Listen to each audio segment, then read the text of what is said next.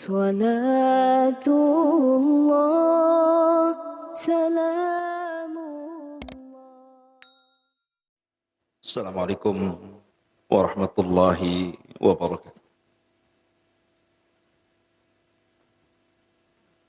Bihamdillah wassalatu wassalamu ala rasulillah wa ala alihi wa sahbihi wa mawalah wa la hawla wa la quwata illa billahi wa ba'du. Alhamdulillah, segala puja dan puji hanya milik Allah subhanahu wa ta'ala.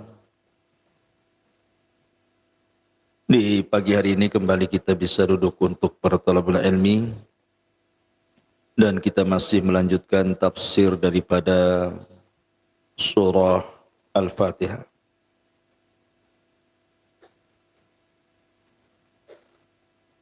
Salawat dan salam tak lupa kita haturkan kepada Rasul kita baginda yang mulia Nabi besar Muhammad sallallahu alaihi wa ala alihi wasallam.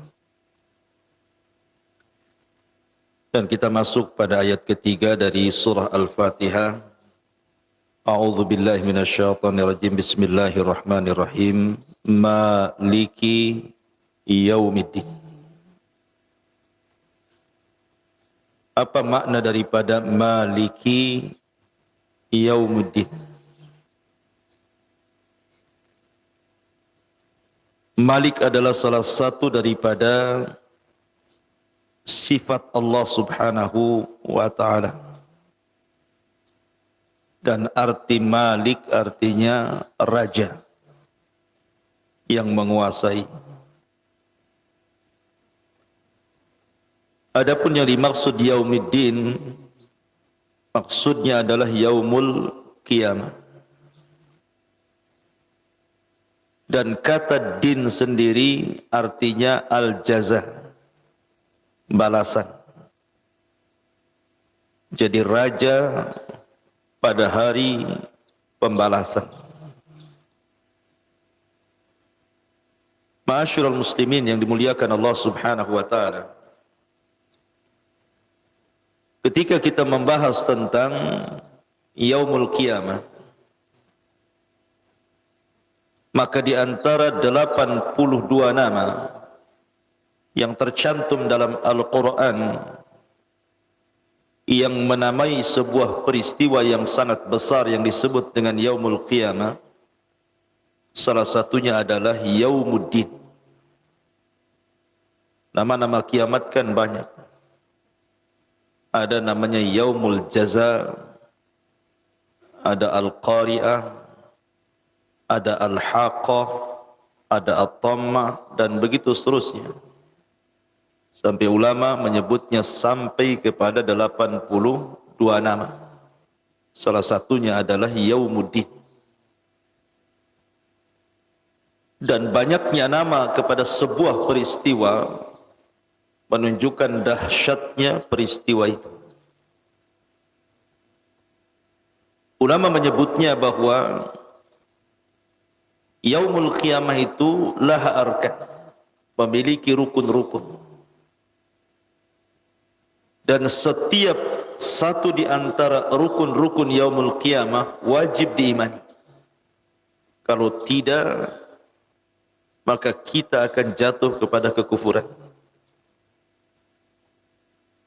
Pertama, rukun Yaumul Qiyamah artinya Yaumuddin adalah al-iman bil maut. Beriman dengan kematian. Makanya Nabi SAW bersabda, "Idza mata ahadukum qamat qiyamatuhu." Kalau salah seorang di antara kalian meninggal dunia, maka tegaklah kiamat kepadanya. Dan itu yang pasti. Kullu nafsin dha'iqatul maut. Setiap jiwa itu pasti mengalami kematian. Dan kematian ini menentukan nasib seseorang. Apakah dia termasuk penduduk sorga ataukah dia menjadi penduduk neraka. Makanya ada istilah su'ul khatimah dan ada istilah husnul khatimah. Ada yang baik akhirnya, ada juga yang buruk akhirnya. Makanya kalau kita membaca hadis Bara bin Azib radhiyallahu anhu, ketika Nabi SAW bersama para sahabatnya menguburkan jenazah, ketika itu lubang belum disiapkan, masih digali. Maka untuk mengisi waktu sambil menunggu tergalinya lubang, maka Nabi SAW menceritakan tentang ruhnya seorang mukmin dan ruhnya orang kafir. Kata Nabi SAW, "Idza qubidatir ruh tabi'ahul basar." Apabila ruh itu dicabut, maka pandangan mengikutinya. Dan apabila ruhnya seorang yang beriman kepada Allah Subhanahu wa taala, maka akan dicabut seperti tetesan air yang terakhir keluar dari mulut teko. Artinya sangat pelan sekali. Dimulai dari jari jemari kaki dan tangannya, kemudian mengalir sampai ke tenggorokannya, kemudian keluar dari mulutnya. Kemudian setelah keluar dari mulutnya, maka ruh itu akan disambar oleh para malaikat yang sudah mempersiapkan kain kafan dari sorga dan hanut, minyak wangi dari sorga. Kemudian diangkat ruh ini ke langit. Semua malaikat di langit mencium bau harumnya, sehingga mereka bertanya-tanya, ini ruhnya siapa? Akhirnya kemudian roh ini dibawa oleh malaikat ini, kemudian menembus langit pertama, langit kedua sampai langit ketujuh. Dan itu isyaratnya ada dalam Al-Quran, dalam surah At-Tariq. Kenapa surat itu disebut At-Tariq? Tariq itu artinya mengetuk pintu. Dan pintu langit itu tidak sembarang diketuk dan tidak sembarang dibuka, kecuali dalam tempo-tempo tertentu. Salah satunya ketika ruh seorang mukmin dilesatkan ke langit, maka disitulah salah satu pintu langit terbuka. Karena tidak sembarang pintu itu dibuka. Nabi SAW dalam peristiwa Isra Mi'raj saja, Jibril mengetuk pintunya. Kemudian ditanya, "Man an, siapa kamu?" Kata Jibril, "Saya Jibril." "Wa man ma'aka, dan siapa yang bersamamu?" Kata Jibril, "Muhammad." "Awa qad uhiya ilai, apa sudah diizinkan dia?" Artinya kalau Nabi SAW saja diinterogasi dulu bahasa kitanya, baru bisa dibuka pintu itu. Tapi ruhnya seorang mukmin langsung dibukakan pintu langit. Pertama, kedua, ketiga, sampai ketujuh. Sampai kemudian dihadapkan di hadapan Allah. Dan Allah Subhanahu wa taala katakan, kembalikan ruhnya ke dalam jasadnya, letakkan catatannya fil illiyin, di tempat yang paling tinggi. Maka ruh itu kemudian dikembalikan ke dalam jasadnya, sementara catatannya terus naik sampai diletakkan di surga. Kemudian ruhnya dibalikan ke dalam jasadnya.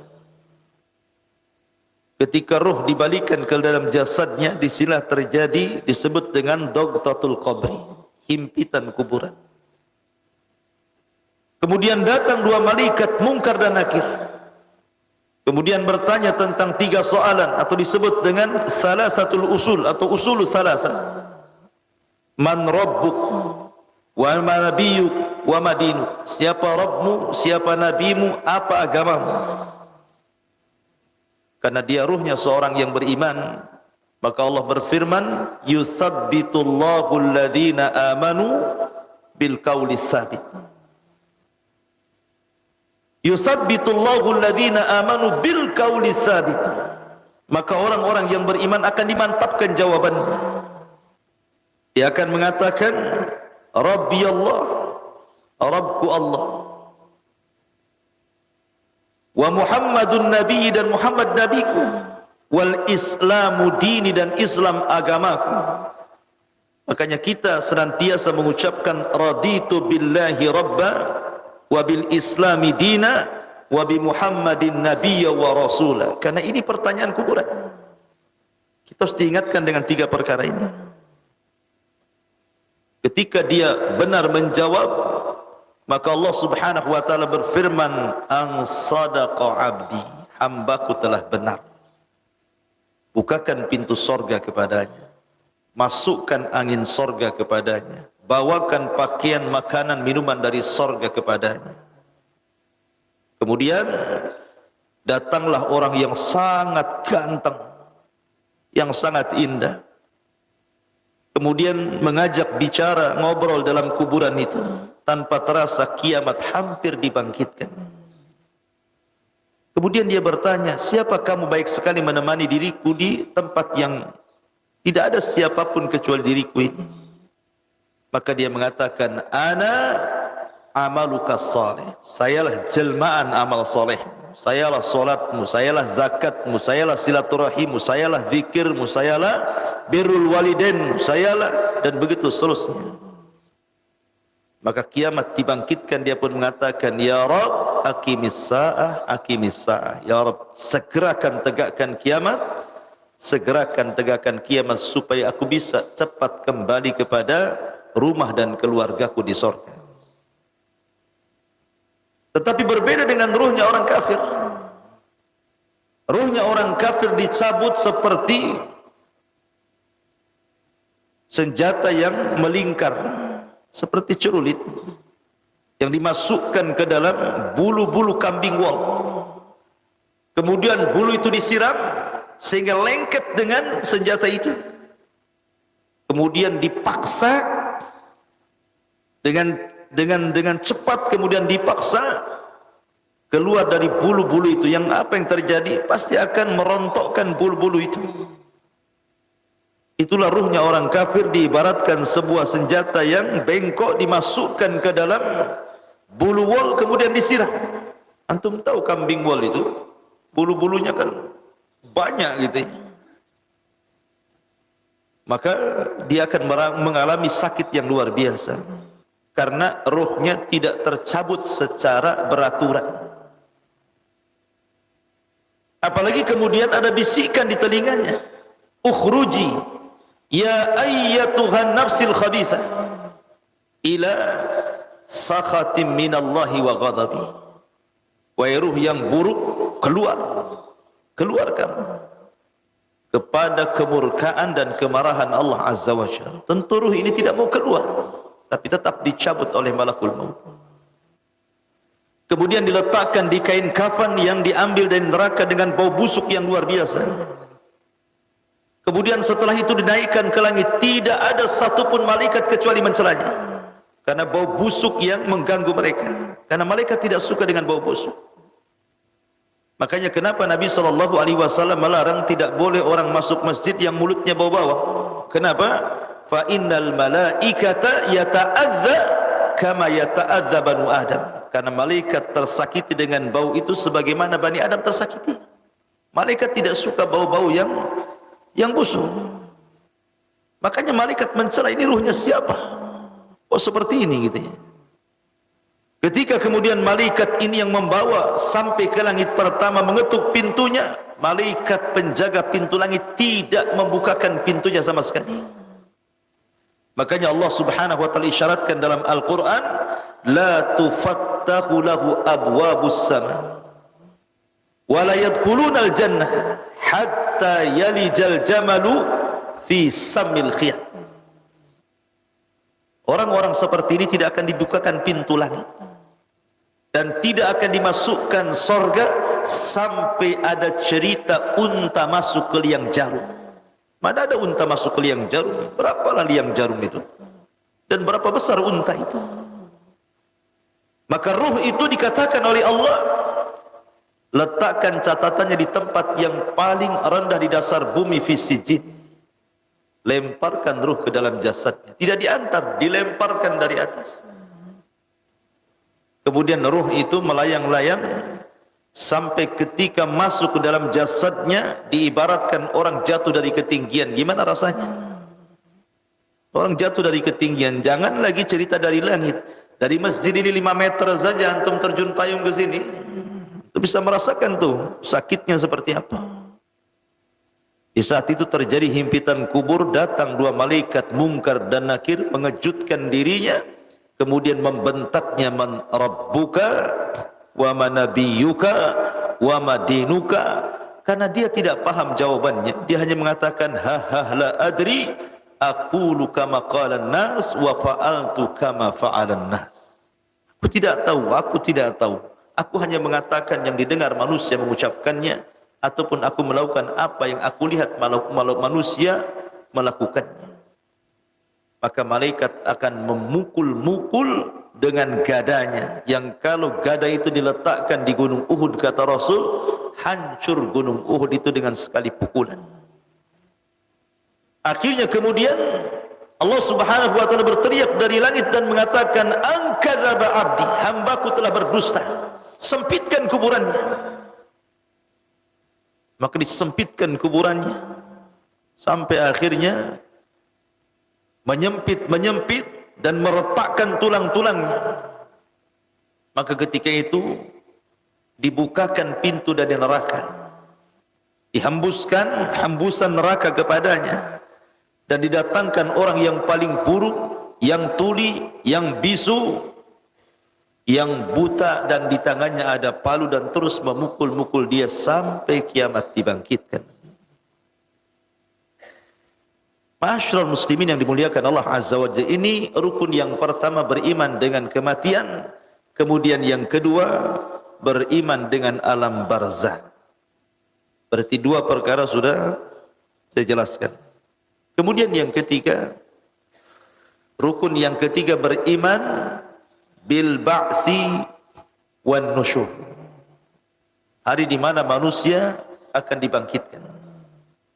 Idza zulzilatil ardu zilzalaha wa akhrajatil ardu athqalaha wa qala al insanu ma laha wa akhrajatil ardu athqalaha. Dan bumi mengeluarkan beban-beban beratnya. Wa alqat ma fiha wa takhallat. Dan kami lempar isi-isi bumi ke permukaan bumi. Hari kebangkitan, yaumun nusyur. Dan ini harus kita imani. Kalau ada orang yang mengatakan mustahil, karena ada orang yang mengatakan bahwa manusia itu tidak akan dibangkitkan, seperti orang-orang jahiliyah di zaman Nabi SAW mengingkari hari berbangkit. Kalau antum pernah membaca satu kisah di dalam Al-Quran, ada namanya kisah Ashab Al-Jannatayn, kisah pemilik 2 kebun. Dan itu disebutkan dalam surah Al-Kahfi,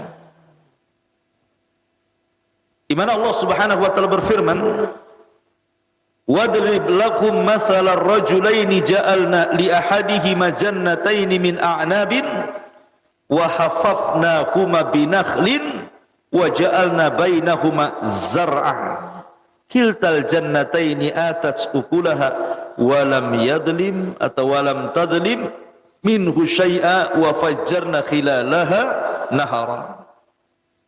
Allah mengatakan, ya Muhammad, berilah percontohan tentang 2 orang laki-laki yang kami jadikan salah satu dari keduanya 2 kebun.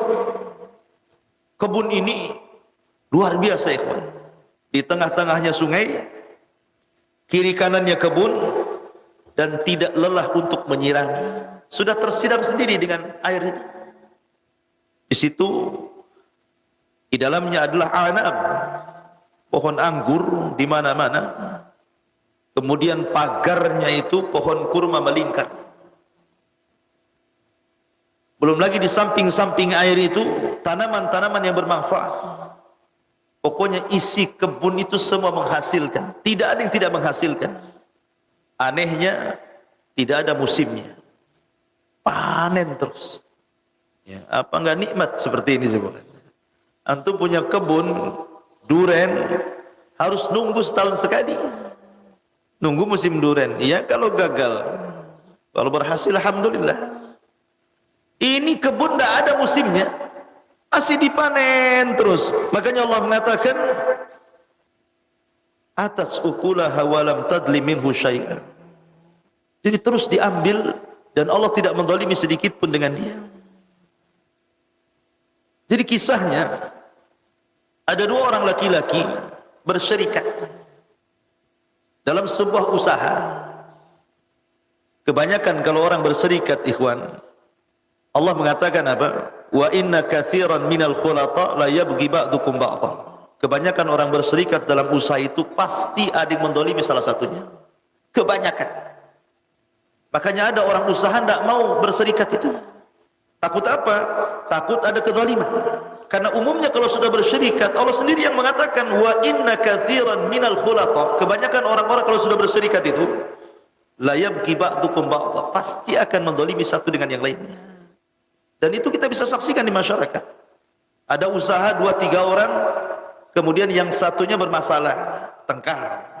Itu ya. Ada yang uangnya dibawa lari, ada yang hasilnya lebih banyak dibandingkan yang lainnya, macam-macam. Makanya kebanyakan orang mau usaha sendiri dia, tidak mau dia bersyarikat dalam modal itu. Kecuali orang-orang yang dirahmati Allah Azza wa Jalla. Tapi kebanyakan seperti itu.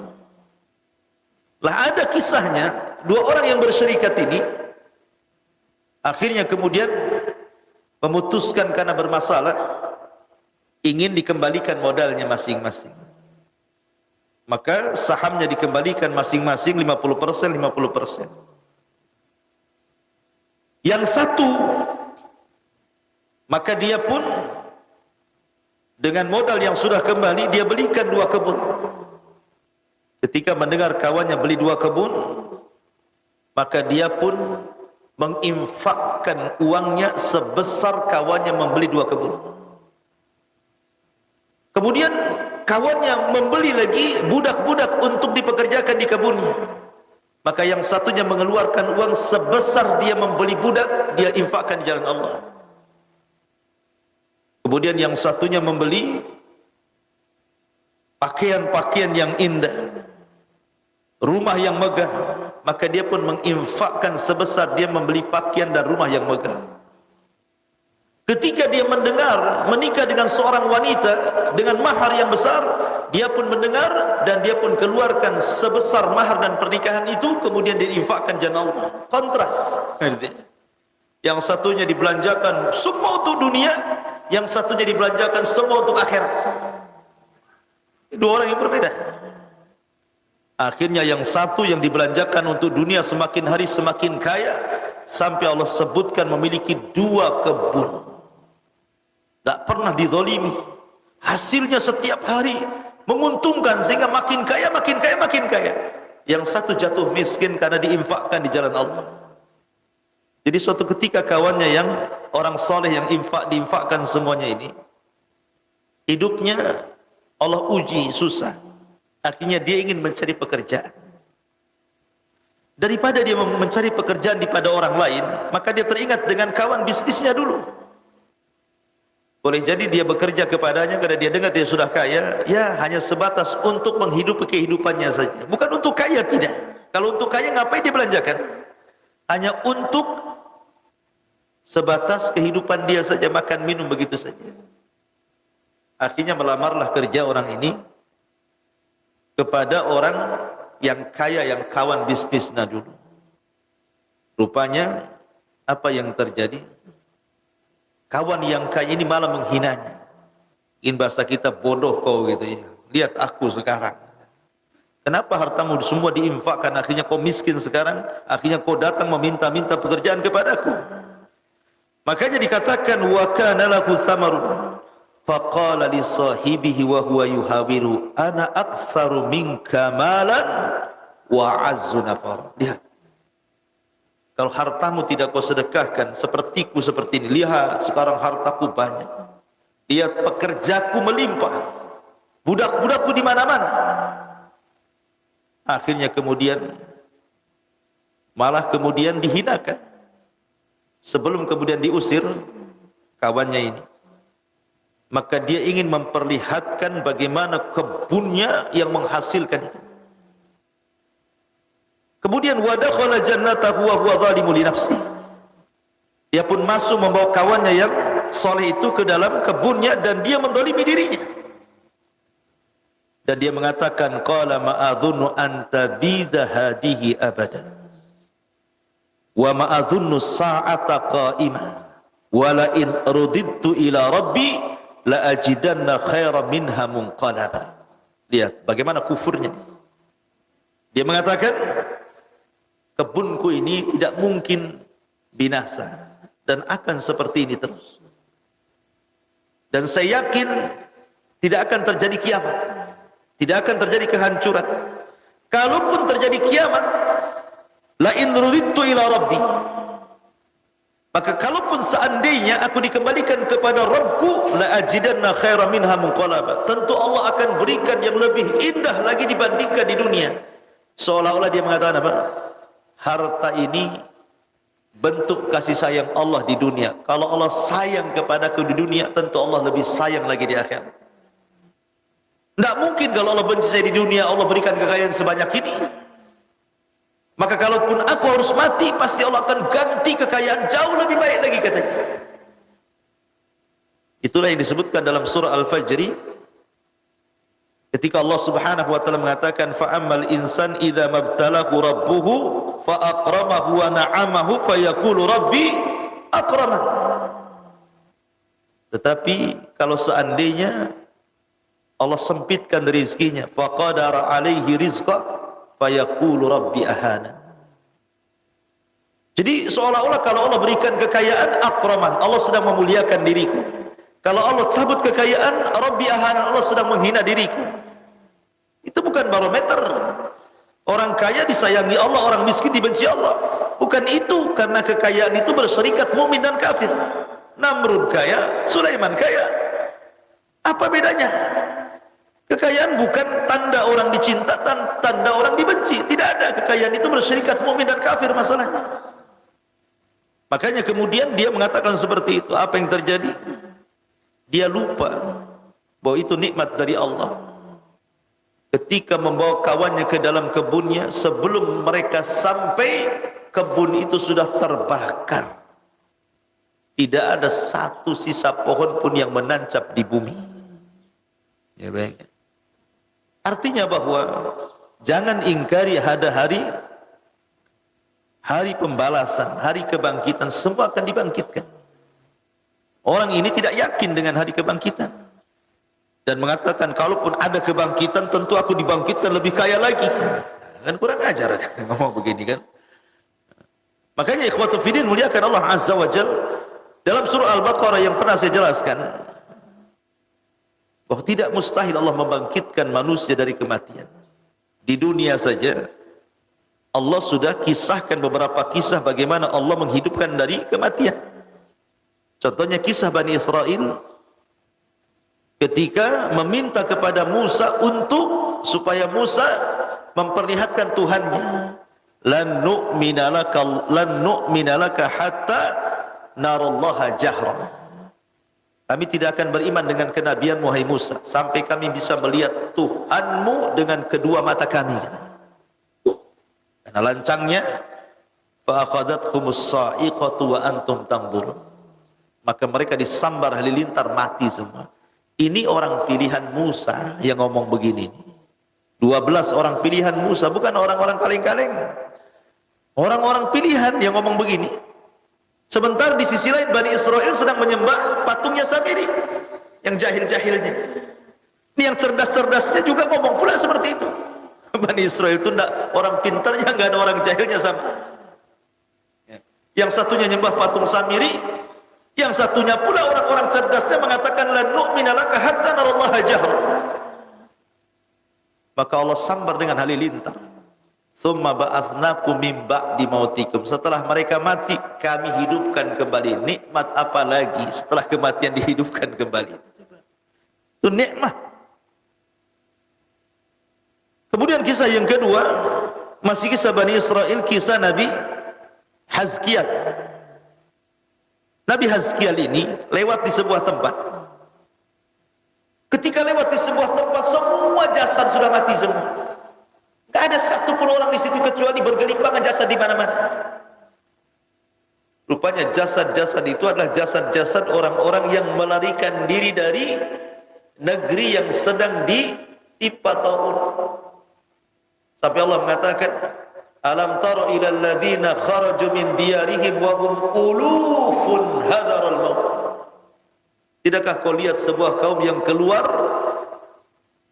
yang jumlah mereka banyak, uluf. Uluf itu beda dengan alaf.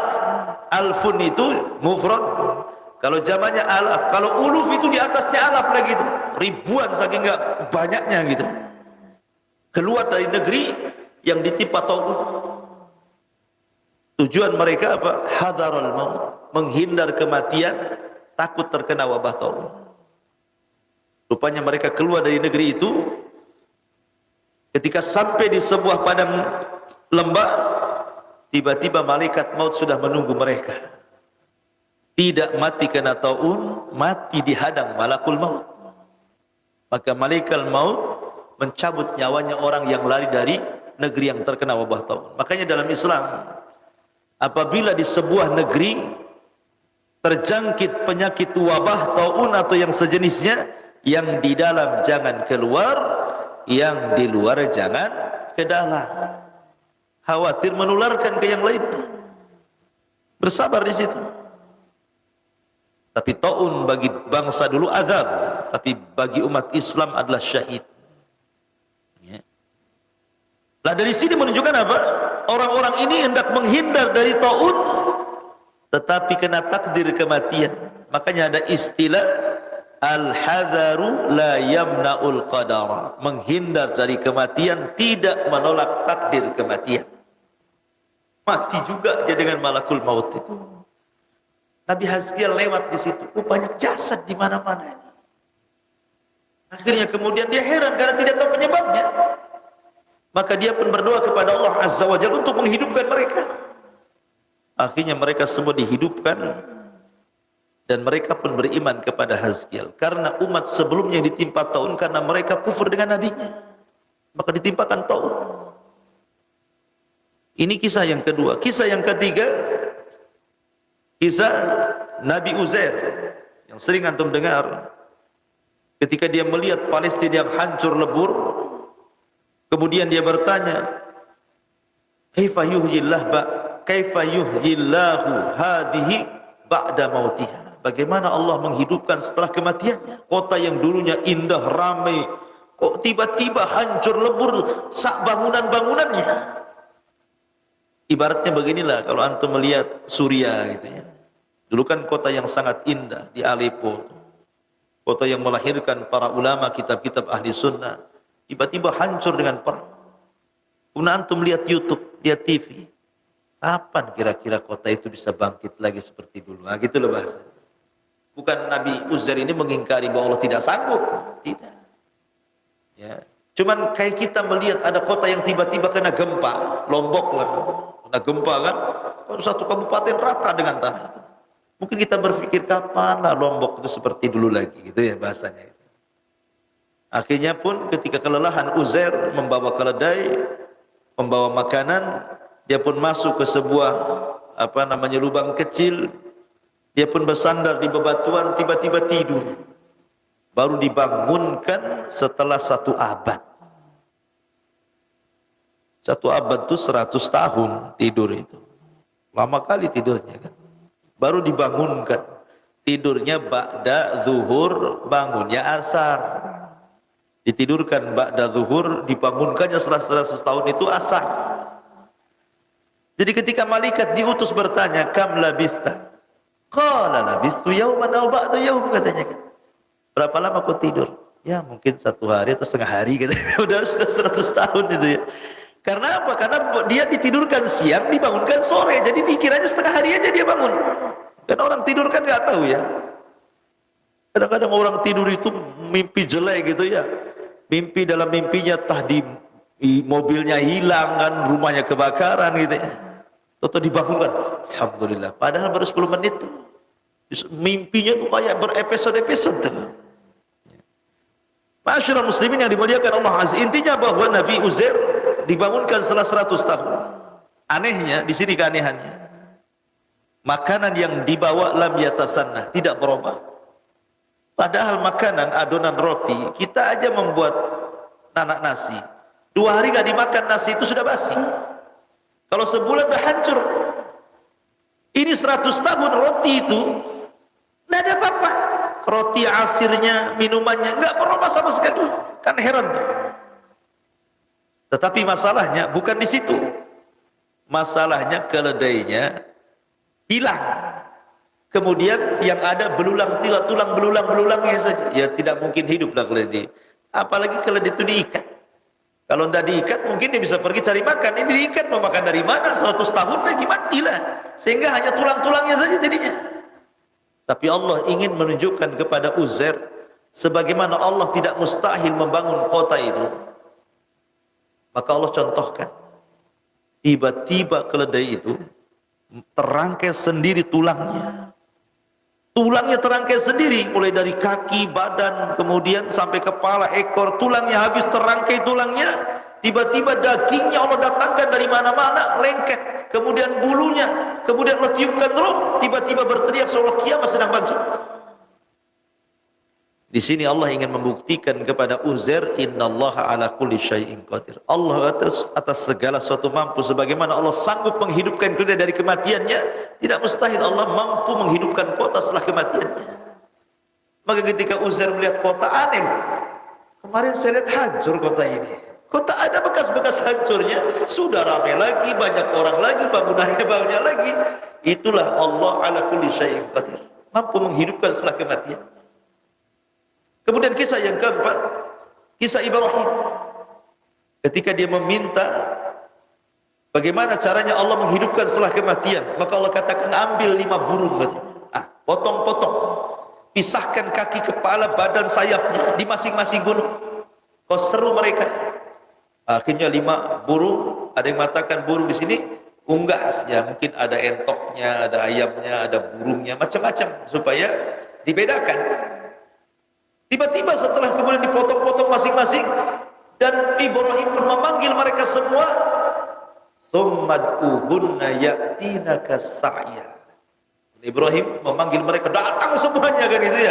Tidak ada tertukar, tidak mungkin sayap ayam ketukar sayap burung gitu ya. Sayap burung ketukar sayap angsa, tidak. Kembali ke masing-masing.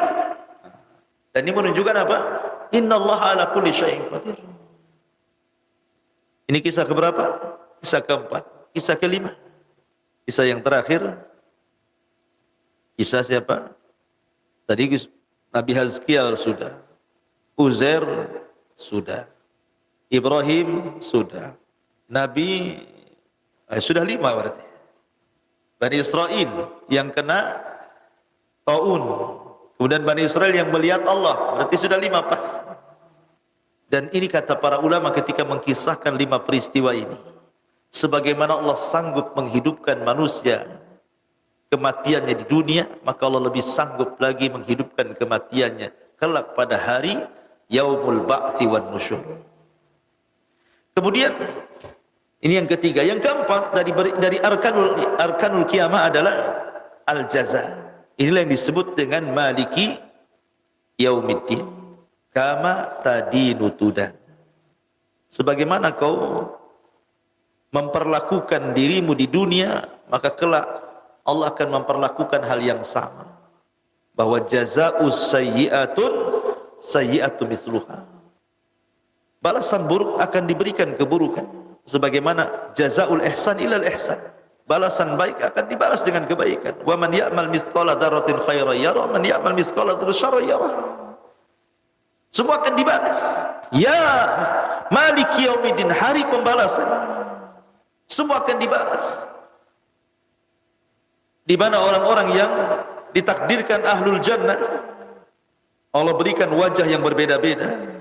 Ketika dia melihat catatan amalnya, wajahnya akan memutih dan bercahaya.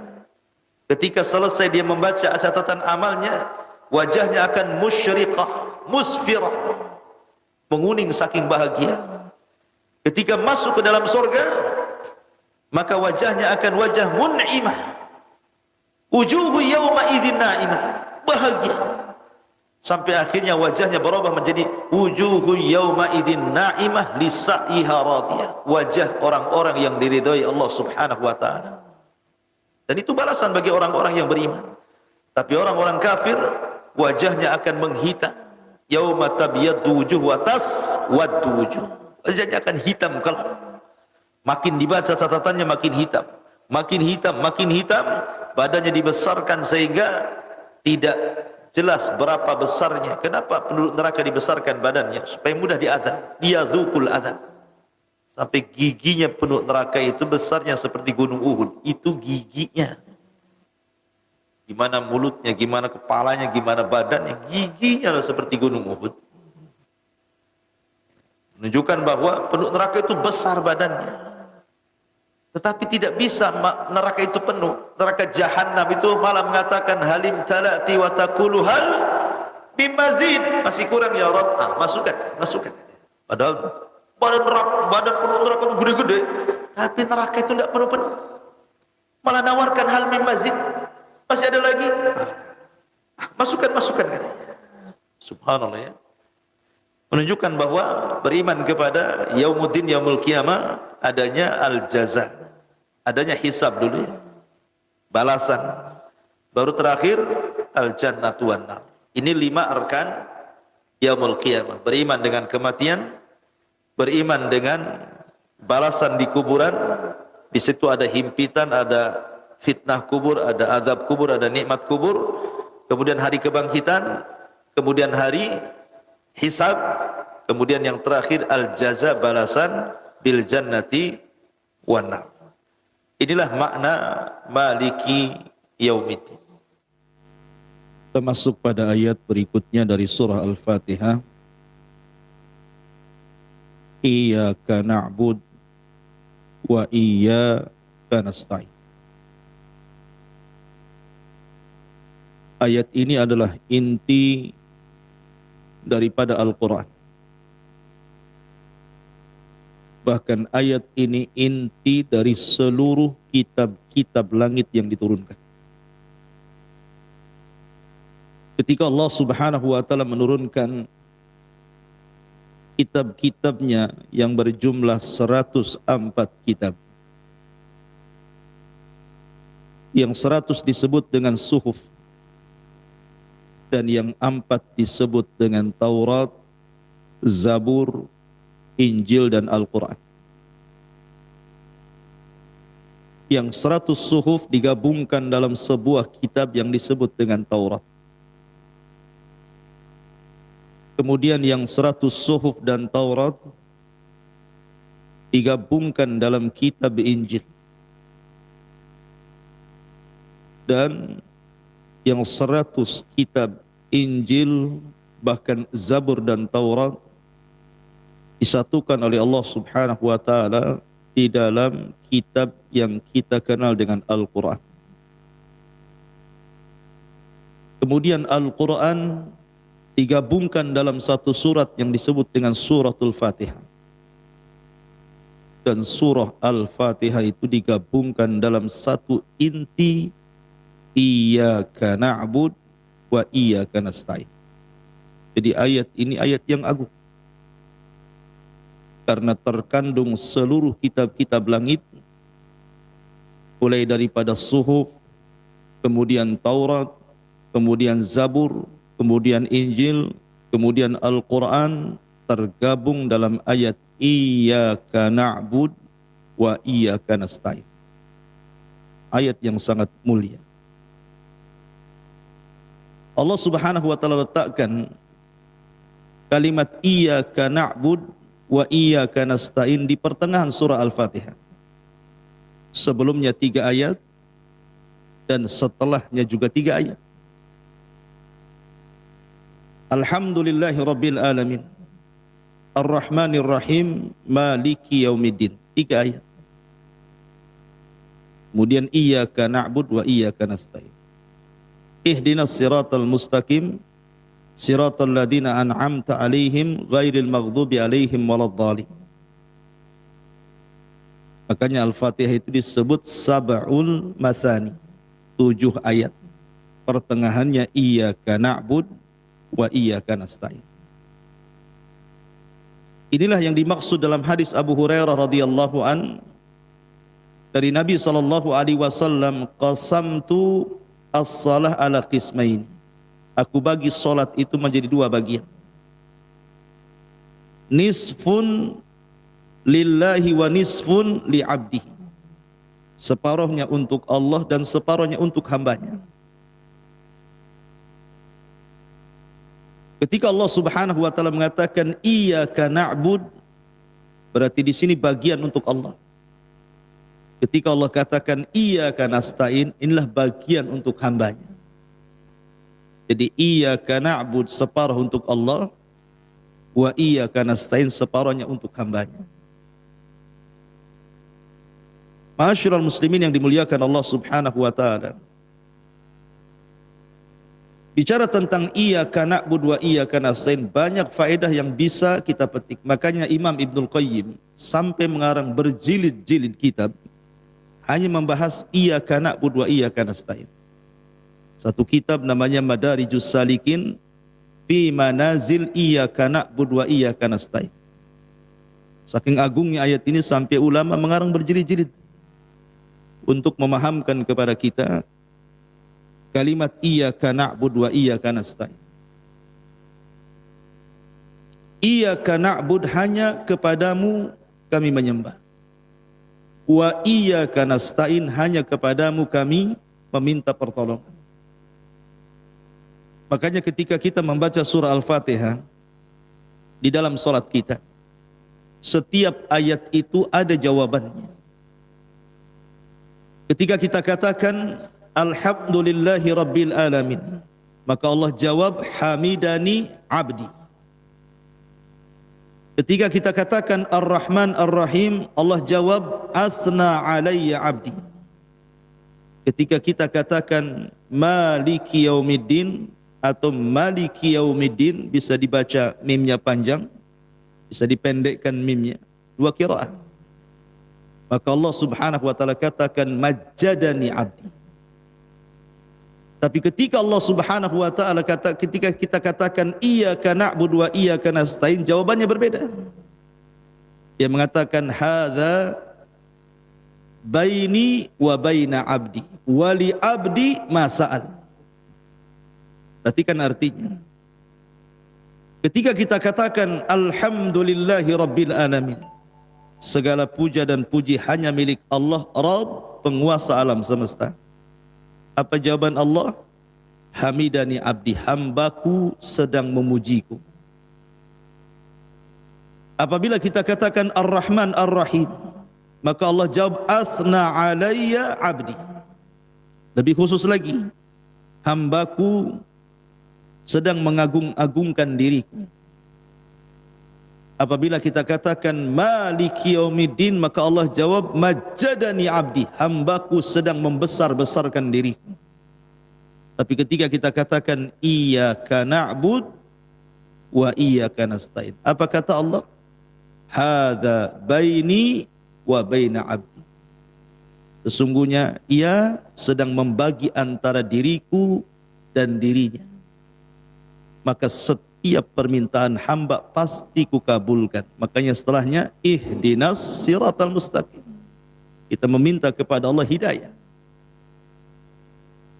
Jadi iyyaka na'bud diberikan kepada Allah, wa iyyaka nasta'in ini untuk kita. Subhanallah, lihat tertib Al-Quran.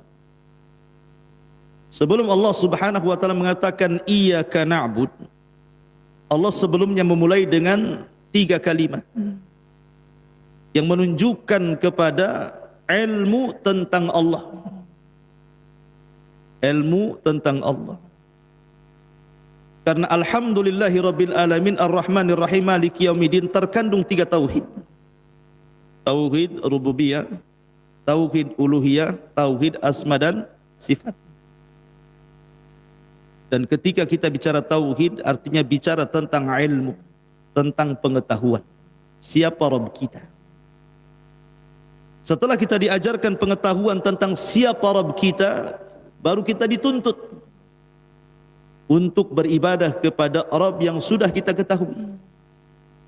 Dari sini tauhid terbagi menjadi dua, tauhidul ilmi wal ma'rifati wa tauhidil qasdi wat taladi. Pertama, tauhid yang berkenaan dengan ilmu dan pengetahuan, dan itu dua, rububiyah dan asma was sifat. Baru bicara tentang tauhid al-qasdi wat talab. Tauhidul amal namanya. Tauhid yang bicara tentang ibadah. Dan dari sini menunjukkan takdimul ilmi alal amal namanya. Mendahulukan ilmu dibandingkan amal. Makanya kenapa Allah Subhanahu wa taala mengatakan dalam Al-Qur'an, wa'lam annahu la ilaha illallah wastaghfir li dzambik.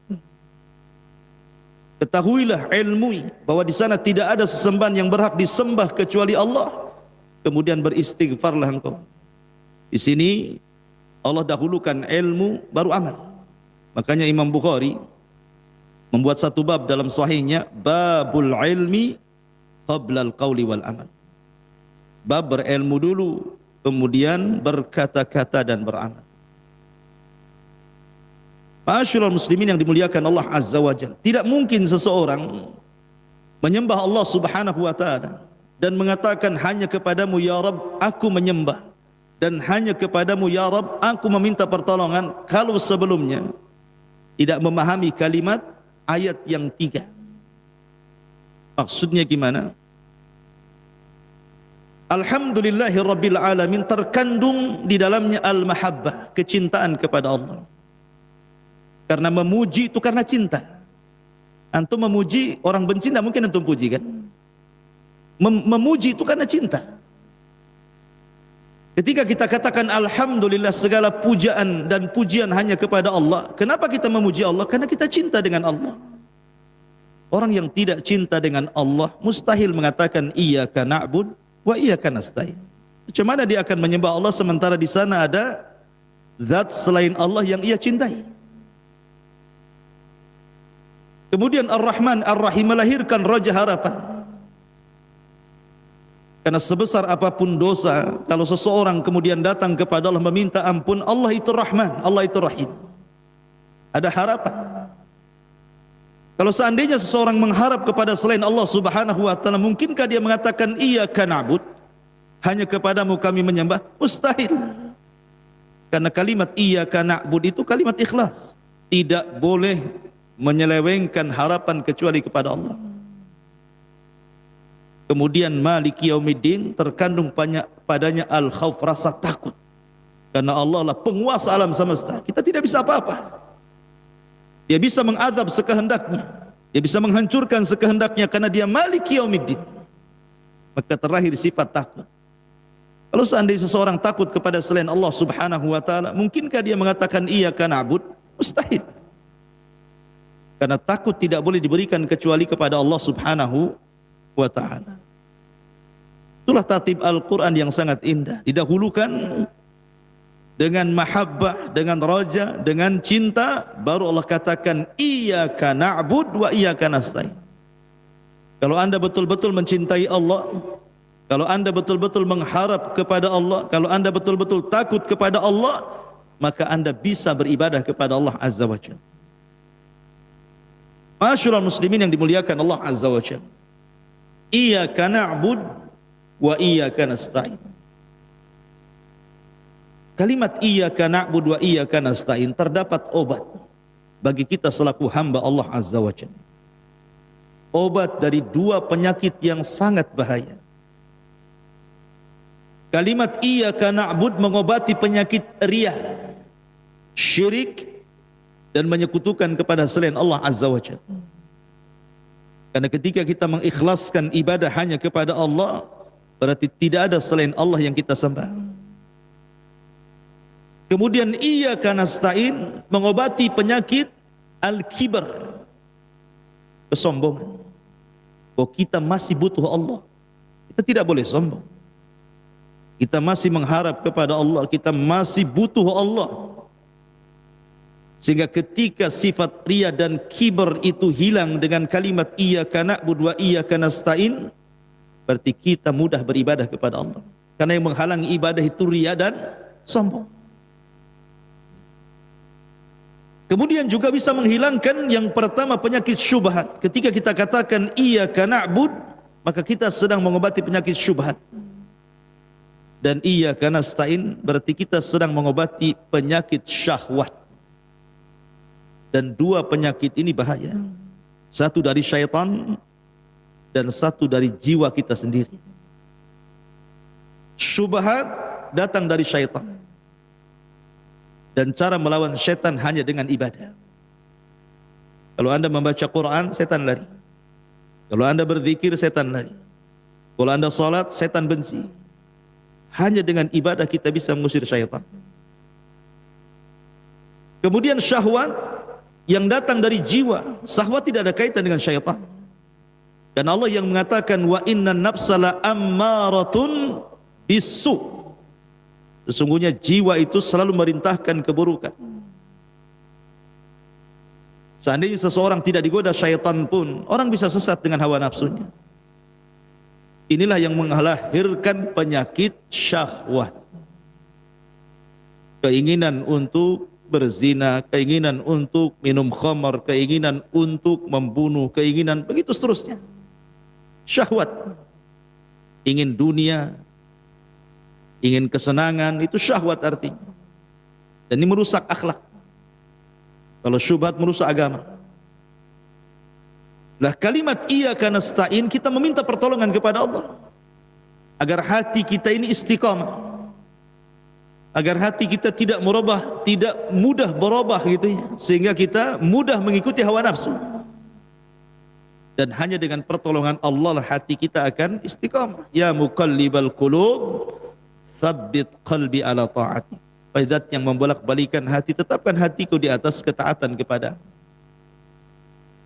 Ma'asyiral muslimin yang dimuliakan Allah Subhanahu wa taala. Iyyaka na'bud wa iyyaka nasta'in. Allah Subhanahu wa taala mendahulukan ghayah dibandingkan wasilah. Ghayah itu tujuan. Wasilah itu perantara. Iyyaka na'bud ini ghayah namanya. Tujuan diciptakan kita untuk apa? Ibadah. Wa ma khalaqtul jinna wal insa illa liya'budun. Ini tujuan kita diciptakan. Bahkan bukan tujuan kita saja diciptakan, semua alam semesta, mulai dari langit, bumi, alam semesta, galaksi-galaksinya, termasuk malaikat, jin dan manusia, termasuk juga binatang-binatangnya. Semua tujuannya hanya untuk beribadah kepada Allah Azza wa Jalla. Wa im min kulli syai'in illa yusabbihuna bihamdihi walakin la tafqahuna tasbihahum. Sungguhnya segala sesuatu yang diciptakan Allah Azza wa Jalla semua bertasbih, beribadah kepada Allah dengan memuji Allah Subhanahu wa taala. Wa iyyaka nasta'in baru cerita tentang wasilah, perantara. Karena tidak mungkin Anda datang kemari kecuali karena pertolongan Allah. Bisa Anda datang ke Masjidil Ilmi kalau tidak ada pertolongan Allah? Tidak bisa. Betapa banyak orang yang sehat, punya waktu luang, tidak bisa datang kemari. Hanya untuk mengaji. Padahal dia punya kesehatan. Dia punya waktu luang. Kenapa tidak datang? Itulah yang diisyaratkan di dalam hadis Nabi SAW, ni'matani maghbunun katsirun minan nas, as-sihhatu wal farag. Dua nikmat yang selalu dilupakan manusia, satu kesehatan dan waktu luang. Sehat, waktu luang, kenapa tidak beribadah? Ada orang sehat tapi tidak ada waktu, ada orang punya waktu tapi tidak sehat. Tapi ada yang diberikan dua-duanya tidak juga beribadah. Dari sini ma'asyiral muslimin yang dimuliakan Allah Azza wa Jalla, Allah sebutkan ghayah sebelum wasilah, supaya kita tahu apa gunanya Allah menciptakan kita ini untuk beribadah kepada Allah Subhanahu wa taala dengan wasilah pertolongan, minta pertolongan kepada Allah agar kita bisa beribadah. Ma'asyiral muslimin yang dimuliakan Allah Subhanahu wa taala, Iyyaka na'bud, lihat dhamir kata ganti daripada na'bud. Di situ menggunakan nun. Na'bud, bukan a'bud pakai hamzah, alif. Nun itu artinya kami. Hamzah itu artinya aku. Kenapa Allah Subhanahu wa taala kemudian menyebutnya kalimat na'bud tidak a'bud? Iyyaka a'bud wa iyyaka asta'in. Tapi Allah katakan iyyaka na'bud wa iyyaka nasta'in. Kenapa kata gantinya menggunakan kami bukan aku? Sebab kalau kata ganti dhamir itu disebut dengan mutakallim a'bud, hanya kepadamu aku beribadah, berarti dia bicara tentang dirinya sendiri. Hanya dia saja yang beribadah kepada Allah. Tetapi ketika Allah sebutkan na'bud, berarti ibadah itu bukan hanya menyangkut diri kita saja, tetapi mengajak keluarga kita, mengajak tetangga, mengajak orang-orang untuk sama-sama beribadah kepada Allah Azza wa Jalla. Karena kalimat na'bud ini terkandung pertama seluruh anggota badan kita. Mata kita, telinga kita, hidung kita, mulut kita, tangan kita, kaki kita, seluruh badan kita, semua kita serahkan kepada Allah. Cukup sampai di sini? Tidak. Tetapi dengan ibadah itu juga kita libatkan keluarga. Makanya Allah mengatakan ku anfusakum wa ahlikum nar. Jaga diri kalian dalam satu waktu, ajak keluarga kalian. Dari apa? Dari terhindar dari api neraka. Artinya ibadah. Karena ibadah itu pengaruhnya bukan untuk kita saja, tapi untuk keluarga. Makanya Allah Subhanahu wa taala khususkan perintah salat dengan mengatakan wasta'inu bis sabri was salat.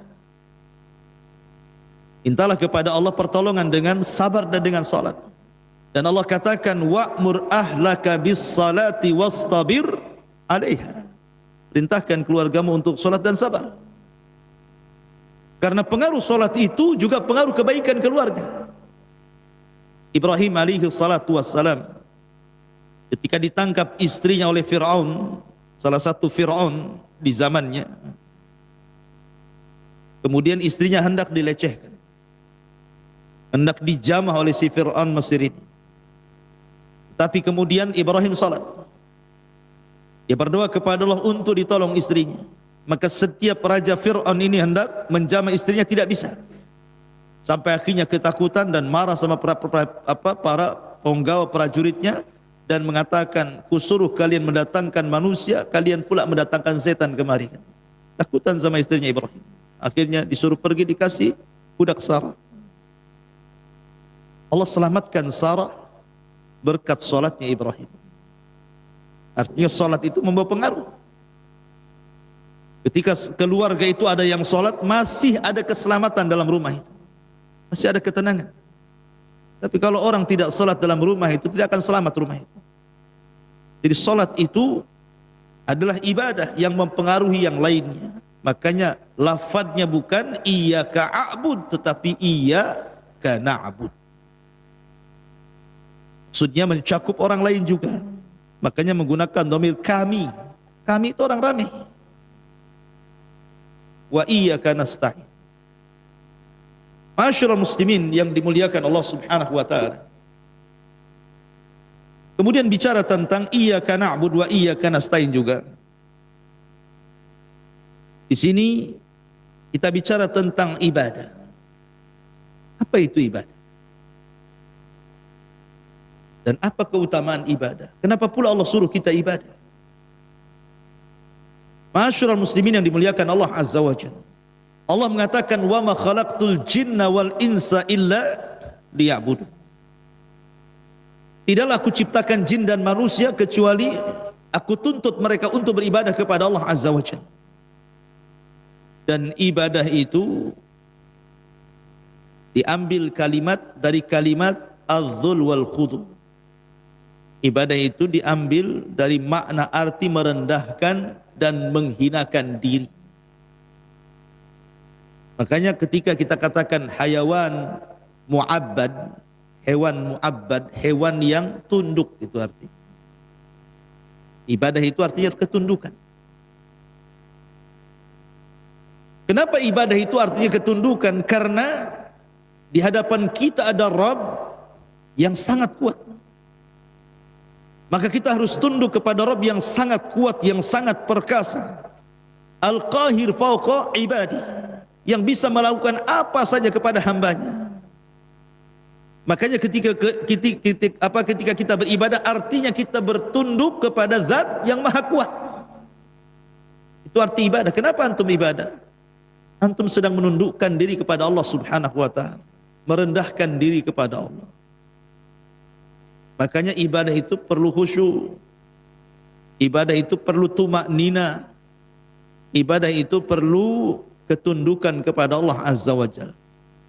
Makanya disebut ibadah, tunduk kepada Allah subhanahu wa ta'ala. Diberikan kepada siapa ibadah itu? Kepada Allah.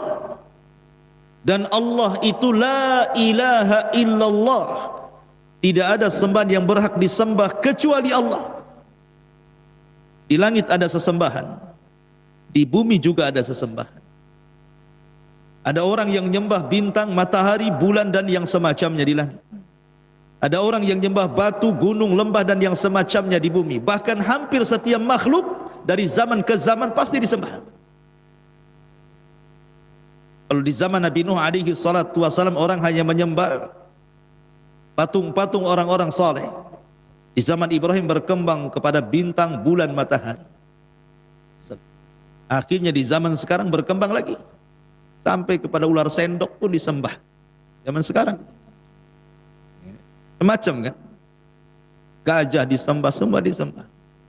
Sampai Afwan, maaf saya pernah terbaca, sampai di India itu ada patung seorang wanita, kemudian nampak kemaluannya, disembah juga. Alasannya dari situ keluar orang-orang baik. Dia tidak tahu Fir'aun juga keluar dari situ. Artinya bahwa sampai ada orang yang seperti itu. Maka ketika kita katakan la ilaha fis sama, la ilaha fil ardi, tidak ada sesembahan di langit, tidak ada sembahan di bumi, tidak ada sembahan di alam semesta ini illallah, kecuali Allah subhanahu wa ta'ala.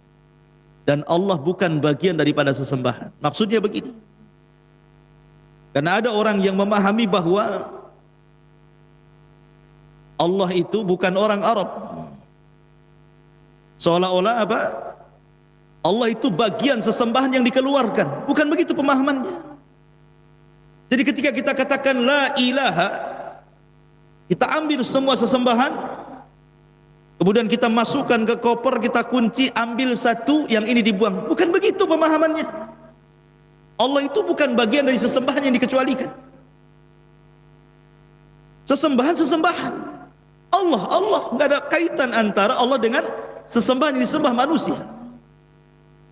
Kalimat pengecualian la ilaha illallah, kalau saya sederhanakan biar antum paham, bukan berarti kita comot semua Tuhan yang disembah selain Allah, ya mataharinya, ya bulannya, ya patungnya, kemudian setelah itu kita ambil, ini buang, ini tetapkan. Bukan begitu.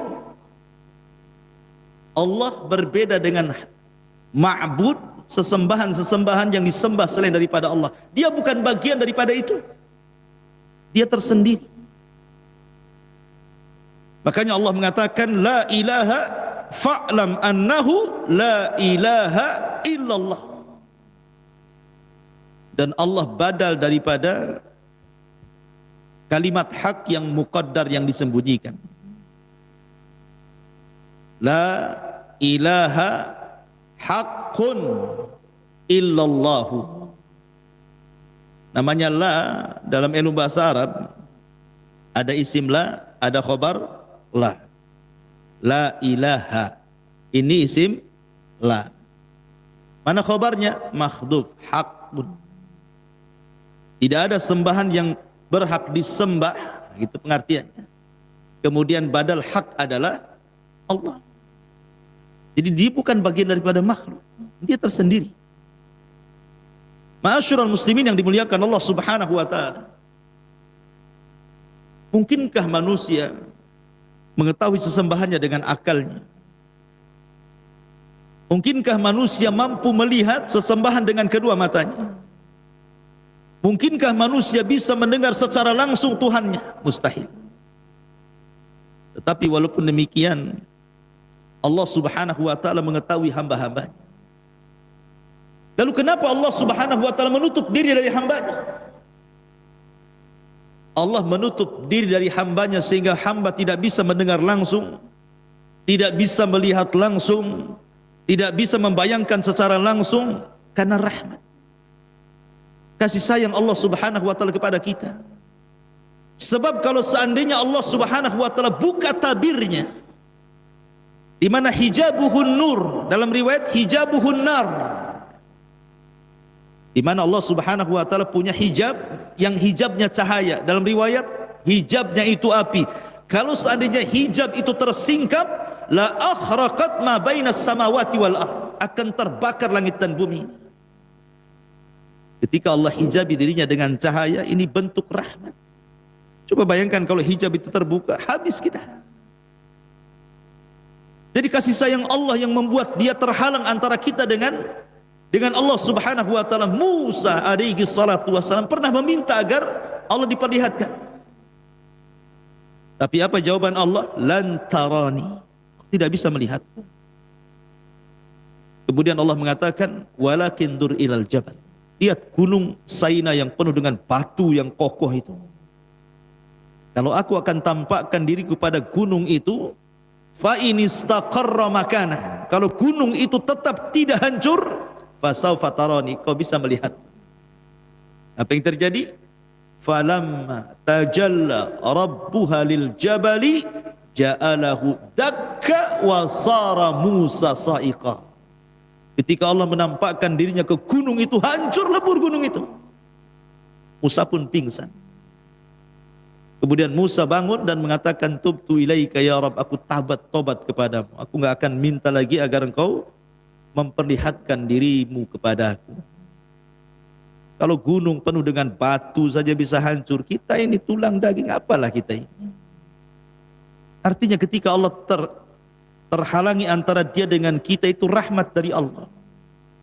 Bani Israel ketika minta kepada Nabi Musa, lan nu'mina laka hatta narallaha jahra fa akhadhatkumus sa'iqatu wa antum tanzurun.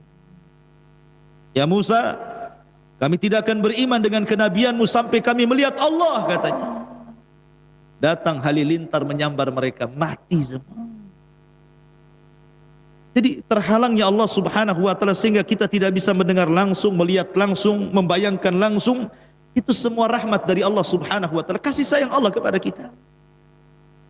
Makanya Aisyah radhiyallahu anha mengatakan, siapa yang mengatakan anna Nabiya sallallahu alaihi wasallam ra'a rabbahu, siapa yang mengatakan Rasul Muhammad SAW melihat Rabbnya pada peristiwa Isra dan Mi'raj, maka dia telah melakukan ucapan dusta.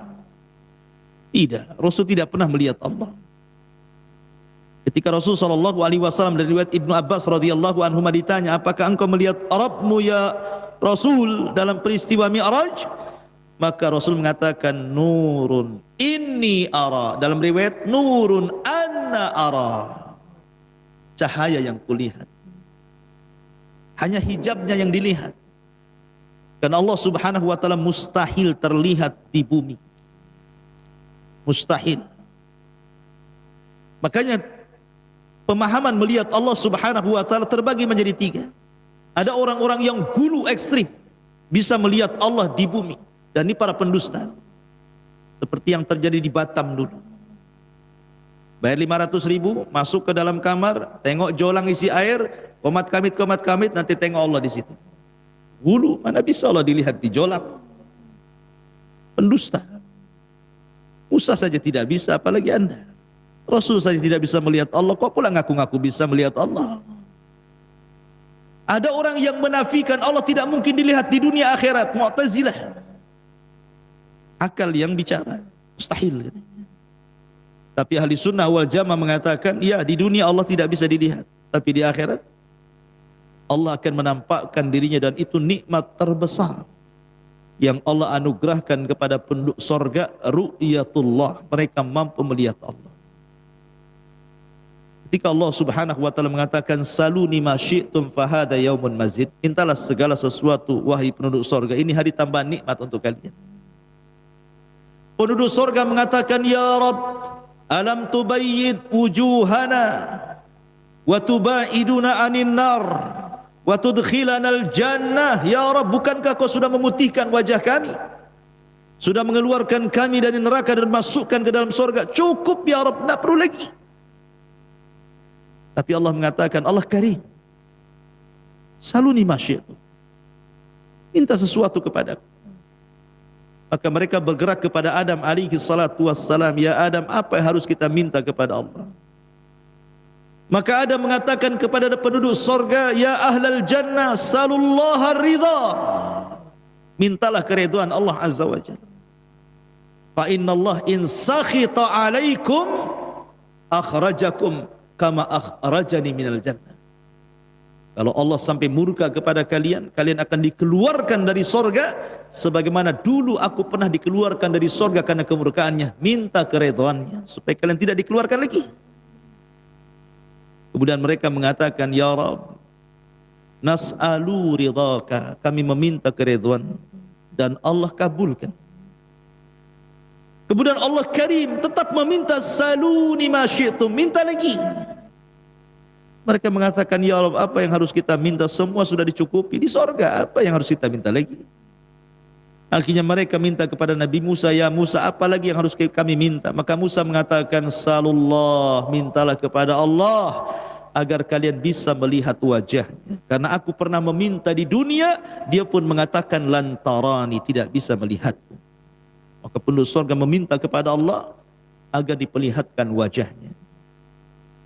Ketika Allah subhanahu wa ta'ala menyingkap tabir cahaya dan tabir apinya itu, semua penduduk surga melihat Allah. Mereka pun mengatakan, demi Allah, tidak ada nikmat yang lebih besar dibandingkan melihat Allah subhanahu wa ta'ala. Itulah tambahan nikmat yang melebihi nikmat semua penduduk surga, ru'yatullah. Tapi di dunia tidak mungkin Allah terlihat. Sekali lagi, kenapa Allah hijabi dirinya dengan kita? Supaya kita merasakan rahmat Allah subhanahu wa ta'ala. Disitulah perlunya kita ilmu tentang Allah, karena Allah tidak bisa terlihat masalahnya. Allah tidak bisa didengar langsung suaranya oleh kita. Allah tidak bisa dibayangkan. Makanya kita harus paham siapa Tuhan kita, dan Allah sudah memahamkan siapa dirinya. Diutuslah Nabi SAW, diturunkan Al-Quran untuk memahamkan siapa dirinya. Nabi SAW datang dengan keterangan-keterangan menjelaskan siapa Tuhan kita, sehingga Tuhan tidak bisa dibayangkan, Tuhan tidak bisa dilihat secara langsung, Tuhan tidak bisa didengar, Tuhan tidak bisa dipikirkan. Tuhan itu dipelajari. Makanya orang barat, ketika tidak ada yang membimbing mereka tentang siapa Tuhannya, liarlah otak mereka ketika menggambarkan siapa Tuhan. Seperti orang barat ketika menggambarkan alien, gak pernah mereka itu melihat alien. Tapi mereka bayangkan, oh jangan-jangan alien itu seperti ini. Dibuatlah telinga panjang, dibuatlah taring, dibuatlah besar kepala, macam-macam. Melihat aja gak pernah. Antum dibohongi oleh Hollywood. Tak ada orang itu lihat alien. Itu hayalan. Karena bagi orang yang tidak pernah melihat kemudian menggambarkan, itu semua hayalan. Dihayalkan kayaknya sesuai dengan yang dilihat, sesuai yang didengar, sesuai yang dipikirkan. Digambarlah alien. Jumpa pun tidak Anda dengan alien. Begitulah walillahil matsalul a'la. Ketika seseorang tidak dibimbing ketika menerapkan siapa Tuhannya, akhirnya liar ketika menggambarkan siapa Tuhannya. Bermunculanlah berbagai macam Tuhan-Tuhan yang jauh daripada ketuhanan. Muncullah istilah jangan-jangan Tuhan itu kayak manusia. Dibuatlah Tuhan manusia. Jangan-jangan bukan hanya manusia, tangannya banyak. Dibuatlah Tuhan tangan banyak. Jangan-jangan Tuhan itu ada belalainya. Dibuatlah Tuhan gajah. Kan gitu ya? Karena terlampau liar otaknya. Oh bukan. Tuhan itu bukan manusia, Tuhan itu binatang. Dibuatlah ular sendok tadi. Dibuatlah patung gajah, dibuatlah patung ini, patung itu. Yang lain mengatakan tidak, dia bukan binatang, bukan manusia. Akhirnya apa? Oh mungkin dia pohon, akhirnya nyembah pohon. Mungkin dia semacam tumbuh-tumbuhan, akar disembah akhirnya. Liar kan? Ketika seseorang liar menggambarkan siapa Tuhannya, karena tidak ada yang membimbing masalahnya, maka ketika salah menetapkan siapa Tuhannya, maka akan salah pula ketika menyembahnya. Karena sudah salah dari awal. Ketika puncaknya salah, pasti bawahnya salah. Anda kalau menetapkan Tuhan sudah salah, pasti salah cara menyembahnya. Yang lain mengatakan nyembah Tuhan, oh Tuhan itu perlu buah-buahan, dia suka buah-buahan. Taruhlah jeruk, apel, tanah, yang nyembah Tuhan. Oh enggak, Tuhan tidak suka apel, Tuhan itu suka lidi yang dibakar. Lidi dibakar, nyembah Tuhan. Ini dia. Kemudian, oh enggak itu, Tuhan tidak suka itu. Suka apa? Macam-macam lah dibuat kesukaan Tuhan sesuai dengan cara berfikirnya kan. Alhamdulillah ikhwan, kita ini dapat hidayah. Kita tidak sembarangan liar menetapkan siapa Tuhan kita, tapi Allah utus Rasul sallallahu alaihi wasallam menjelaskan siapa Tuhannya. Supaya benar cara iyyaka na'budnya itu. Rasul datang menjelaskan Tuhan kita seperti apa. Karena begini ikhwan, kalau saya contohkan, ini botol aqua. Antum tidak pernah melihat ini, tidak pernah melihat botol ini, tidak pernah. Kita tahu bahwa kemudian saya katakan tolong sifatkan botol itu. Antum tidak pernah melihat. Maka ada 3 kemungkinan. Antum bisa mensifatkan karena ada kembarannya. Antum pernah melihat kembarannya. Maka antum bisa mensifatkan botol yang tidak pernah antum lihat karena pernah melihat yang semisalnya. 1. Yang kedua, atau antum pernah melihat langsung. Yang ketiga, atau antum diceritakan orang lain tentang botol itu. Kan cuma 3 itu saja kan. Pertama, antum melihat langsung, antum bisa mensifatkan. Atau tidak pernah melihat langsung, antum bisa melihat kembarannya. Atau tidak melihat langsung, tidak melihat kembarannya orang yang bicara soal botol itu. Cuma 3 ini saja. Kita terapkan kepada Allah, walillah mathalul a'la. Pertama, kita tidak pernah melihat Allah. Mustahil kita bisa menggambarkan Allah, karena tidak pernah melihat. Bagaimana caranya? Yang kedua, Allah tidak punya kembaran. Karena Allah subhanahu wa ta'ala qul huwallahu ahad. Allah itu ahad. Tidak ada syirikat bagi Allah. Sehingga kita tidak bisa menggambarkan Allah dengan melihat kembarannya, karena kembarannya pun tidak punya. Bagaimana caranya menggambarkan Allah? Sehingga yang memungkinkan yang ketiga, ada orang yang bicara tentang Allah, yang dipercaya Allah, dia menyampaikan zatnya kepada kita. Siapa mereka? Para perantara. Siapa perantara? Para nabi, para rasul. Hanya itu yang memungkinkan kita mengenal Allah. Makanya diutuslah Rasul kepada kita. Makanya iyyaka na'bud itu punya 2 syarat. Syarat ikhlas dan ittiba. Ikhlas kepada Allah, ittiba supaya kita benar caranya menyembah Allah. Karena hanya utusan itulah yang paham siapa Allah dan bagaimana cara menyembah. Maka ikuti para utusan itu. Supaya kita benar menetapkan Allah dan bagaimana cara menyembahnya. Dan para utusan itu sudah diutus pada tiap-tiap umat ini. Walaqad ba'atsna fi kulli ummatir rasulan an i'budullaha wajtanibut taghut. Dan kami utus pada tiap-tiap umat ini utusan.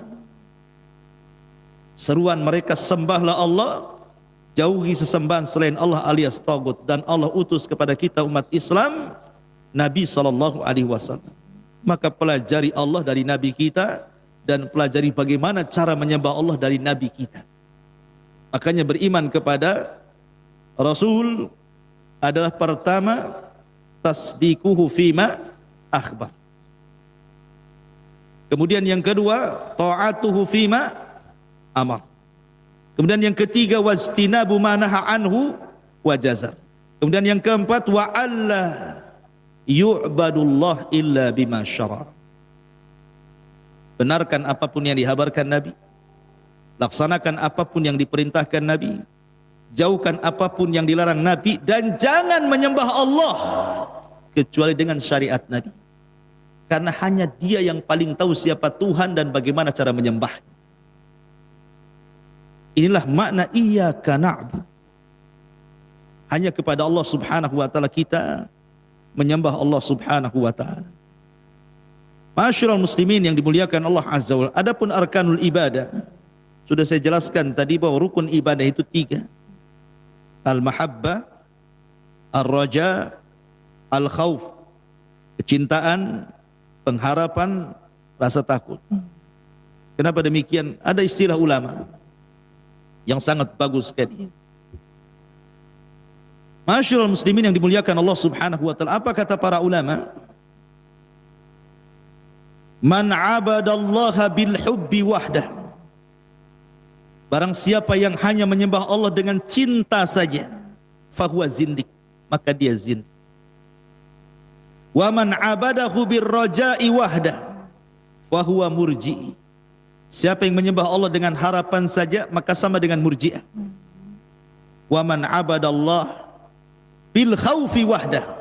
Siapa yang menyembah Allah Subhanahu wa taala hanya dengan takut saja, fa huwa khariji, maka dia khawarij. Wa man 'abadallah bil khaufi wal hubbi war raja fa huwa mu'minun muwahhid, maka dia seorang mukmin yang mentauhidkan Allah.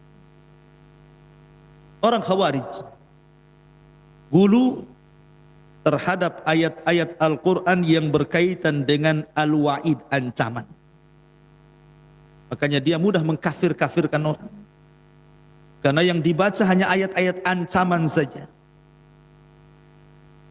Ketika Allah Subhanahu wa taala mengatakan wa man qatala mu'minan muta'ammidan fajaza'uhu jahannam khalidan fiha, siapa yang membunuh seorang mukmin secara sengaja, wa man qatala mu'minan muta'ammidan fajaza'uhu jahannam, jahannam tempatnya, khalidan fiha, kekal di dalamnya. Hanya itu yang dibaca. Ayat-ayat wa'id, ancaman saja. Makanya kemudian akhirnya dia ekstrim, mudah mengkafirkan orang. Ketika melanggar sendiri, melanggar sedikit saja, kafir, neraka, kafir, neraka, kafir, neraka. Itulah khawarij. Makanya manhaj mereka disebut manhaj takfir. Mudah mengkafir-kafir karena hulu terhadap ayat-ayat ancaman saja. Kenapa? Karena hanya beribadah dengan takut saja. Ancaman kan melahirkan takut. Berbeda dengan murjiah pula, yang dibaca ayat harapan saja, sorga, sorga, sorga, sorga, sorga, akhirnya apa? Dia tidak takut dengan ancaman. Makanya pemahaman murjiah, Anda masih dikatakan beriman walaupun bermaksiat. Kenapa? Ada harapan ampunan, ampunan, ampunan, ampunan. Oh, rahmat Allah luas, tenang, tenang, tenang. Maksiat tidak masalah. Lain pula dia, terbalik dia. Kenapa? Hulu ekstrim terhadap harapan. Jadilah murjiah dia. Kan itu. Lain pula dengan khawarij, lain pula dengan murjiah. Ada juga zindik. Orang-orang al-hub, orang-orang yang mencintai Allah hanya dengan cinta saja. Saya tidak pantas masuk surga, tapi saya juga takut masuk neraka. Jadi kamu beribadah apa? Saya cinta, yang penting saya ibadah dengan al-hub, dengan hub, dengan hub saja. Nabi al-hub wal khauf wal raja digabungkan jadi satu. Dan itu isi Al-Quran.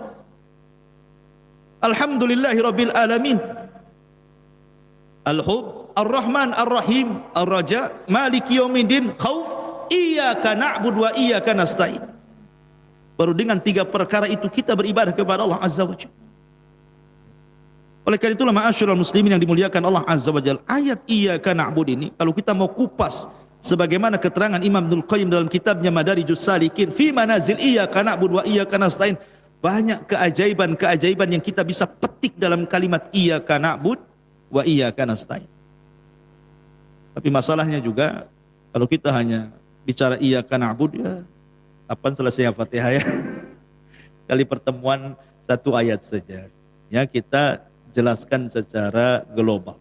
Kalau secara rinci membahas iyyaka na'budu dan mengambil kitab Ibnul Qayyim saja enggak selesai-selesai, berbulan-bulan. Berjilid-jilid masalahnya kitabnya. Hanya menjelaskan iyyaka na'budu wa iyyaka nasta'in. Wallahu a'lam. Sudah syuruk. Subhanaka wa bihamdika asyhadu an la ilaha illa anta astaghfiruka wa atubu ilaik. Allahu taala alam. Assalamualaikum warahmatullahi wabarakatuh.